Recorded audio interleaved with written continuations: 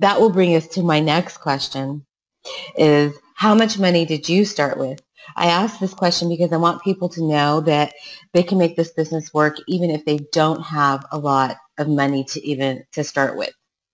Yeah, well, for me, I had zero. I had negative money. I was in so much debt, and I was having to get help from family just to get by when I first started, and but I started with zero. So I looked around the house. I started scanning every single book that I owned, every board game that I owned, every item in the kitchen that was still new that I knew I'd never used, and with that, I was able to start selling and get profits enough to actually go out and then start going to garage sales and thrift stores after that. So I started with nothing and have been able to build it up to a full-time income.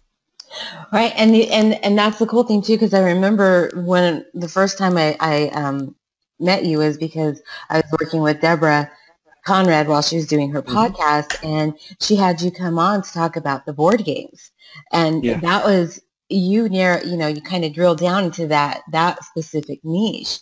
And give us an example of what maybe you found a board game for and what you sold a board game for. Sure. Well, I found board games all the way from finding brand new board games at thrift stores for $2 or $3 that I've been able to sell for $20 to $50, to finding board games on eBay for $20 that I can sell for $80, to finding some board games for $2 or $3 at thrift stores or garage sales that are used. Some of them don't even have all the pieces there, that I've been able to find the missing pieces and sell for hundreds of dollars on Amazon. And so I'm at a point now where I probably make hundreds every single week just on board games alone.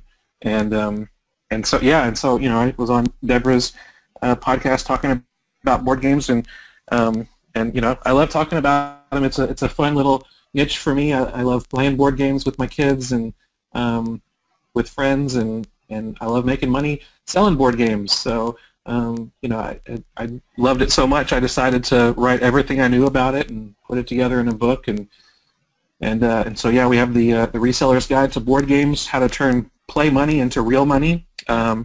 It's a pretty awesome book that's helped a lot of people make some good money. Yes, I think actually after I read that book, I went and I found I can't remember what board game it was, but I remember only paying a couple bucks for it and selling it for about $50. So I found it at a thrift store too. So sometimes you forget, you're like, oh, when people say to me, oh, I don't know where to source, there's nowhere, I'm not finding anything or whatever, I'm like, you're just not looking. That's just my thought. You're just not looking, because where I live in Vegas, and there is pretty much a Target, a Walmart, a Walgreens, a CVS, and a thrift store pretty much on every corner. Yes. So you can find stuff, definitely. Okay, so that will move us to, actually I skipped a slide.